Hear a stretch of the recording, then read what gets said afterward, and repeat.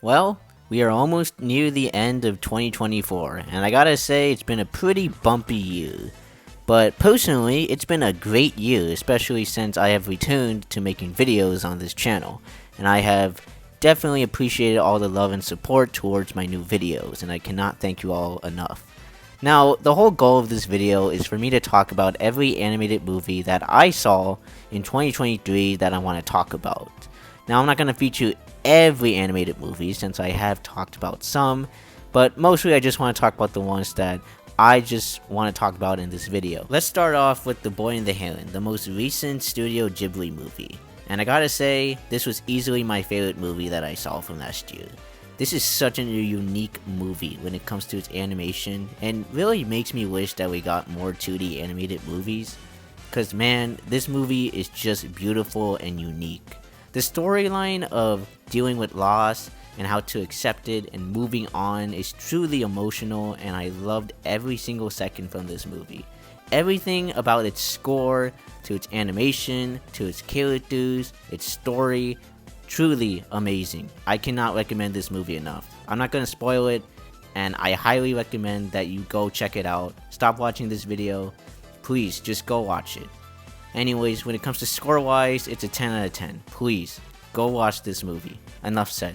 The next movie is Spider-Man Across the Spider-Verse, which I actually wanted to review, and I still want to, along with its first movie, which I loved a lot.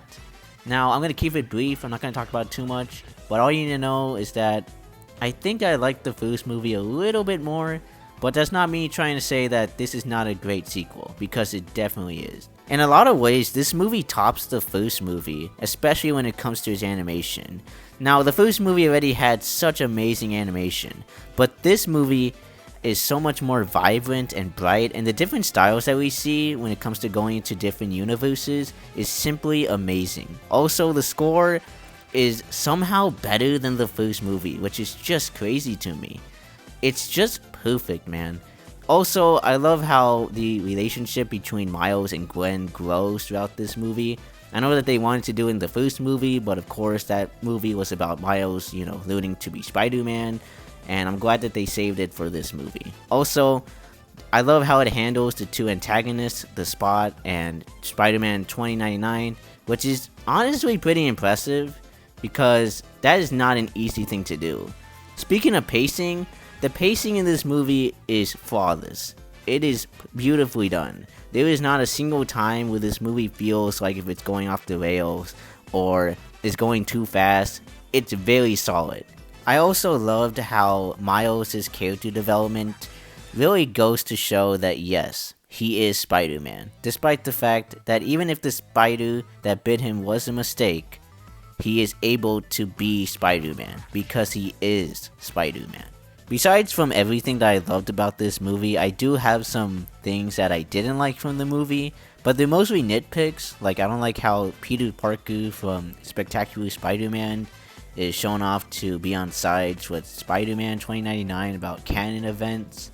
I'm also disappointed that Japanese Spider-Man wasn't in this movie. I don't know why, but he was just cut out of the movie. But besides from that, I still love this movie.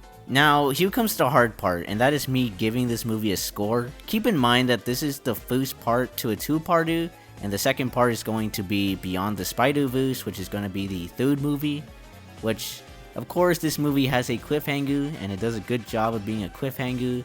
Now, Beyond the Spider-Verse was supposed to come out in the summer of this year, but obviously that wasn't going to happen, because animation takes time, and it was just too good for it to be true to actually meet that deadline. Like, it just wasn't going to happen.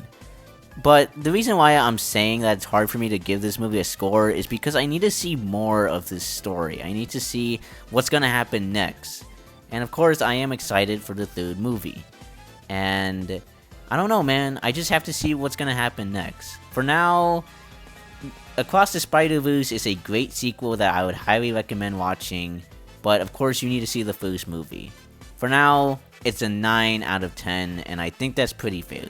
Next up is Robot Dreams, a movie about a lonely dog in 1980s New York who decides to buy a robot off of the television, and they become friends immediately, until they separate. Will robot and dog ever find each other and become friends again?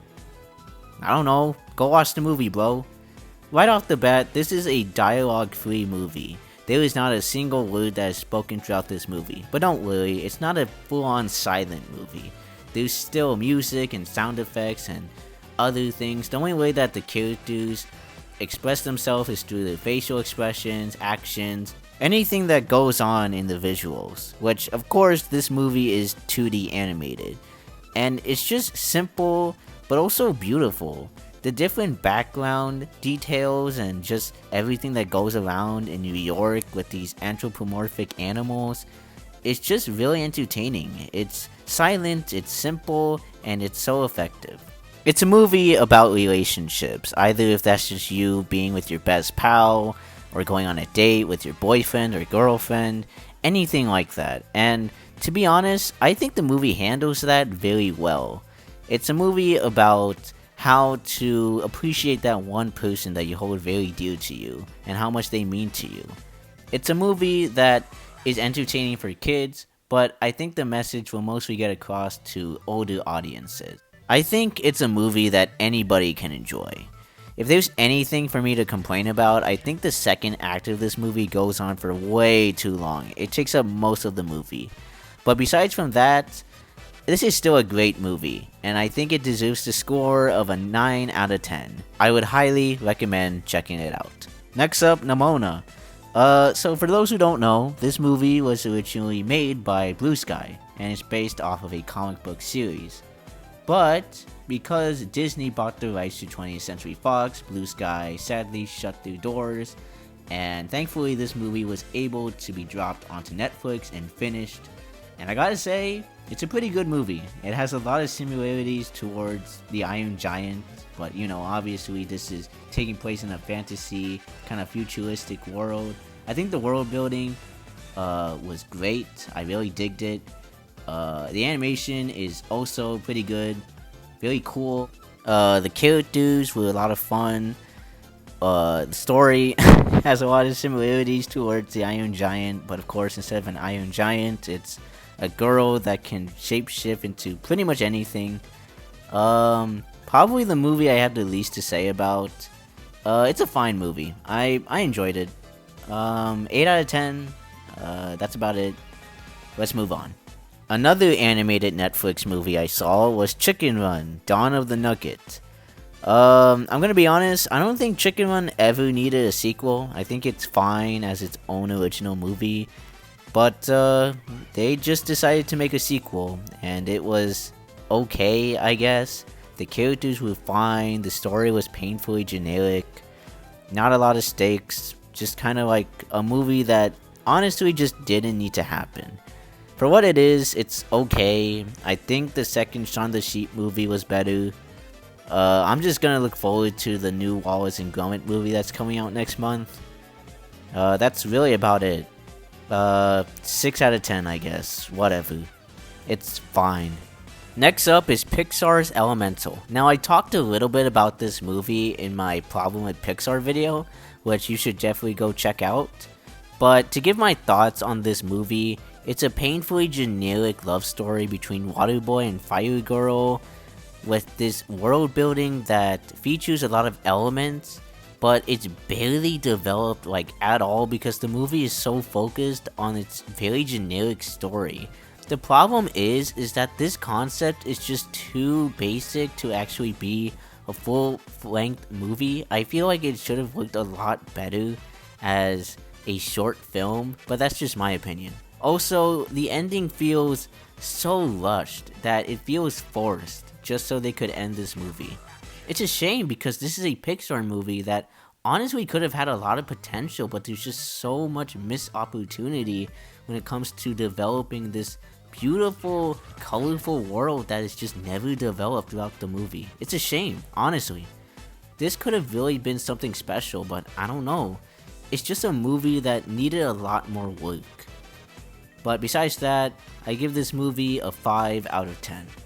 And finally, we have Wish, the movie to celebrate Disney's 100 years of wonder. And I gotta say, this movie sucks. The fact that this is the movie to celebrate the company's big 100th anniversary is simply embarrassing. The protagonist, Asha, is so boring and forgettable that there is nothing interesting about her. The same goes with her friends that aren't even developed and I already forgot their names. Also, her goat annoying partner is very annoying and I have no idea why he is voiced by Patrick Stewart. Also, King Magnifico absolutely sucks as a villain. There is nothing about him that makes him threatening at all. Even when he actually eats up all the wishes for whatever reason, I guess because he opens the magical book that turns him evil or whatever. He also has a tragic backstory that is never expanded for whatever reason. He just sucks as a villain. But at least I can say that he's not forgettable. And honestly, just might be the best character in the movie, which is pretty sad. Dude, the animated short Once Upon a Studio has far more respect towards the legacy of Walt Disney's animations than the entirety of this $200 million movie. Speaking of animation, this movie looks terrible. It's very much trying to do what Spider-Verse was doing, but it just fails. Everyone looks so stiff. And it just doesn't work. It just looks very dull and boring. This very much should have been 2D animated. Don't even get me started with the songs. The songs are so bad, and the lyrics are painfully generic that I had to assume that the lyrics had to be AI generated. But no, these lyrics, these songs, were actually written by a real human being, and I simply cannot believe that. The entirety of this movie to celebrate 100 years of wonder for the company itself and the legacy of Walt Disney is simply embarrassing. 3 out of 10, don't watch it. You will not get anything out of this movie. And I am finally done with my 2023 catch-up video, and I gotta say, it was a lot of fun, and I'm pretty glad that I was able to talk about all of these movies. And after finishing this video, I just realized that I didn't see a single DreamWorks movie from last year. Anyways, thank you all so much for watching, and I will see you all next time. Bye.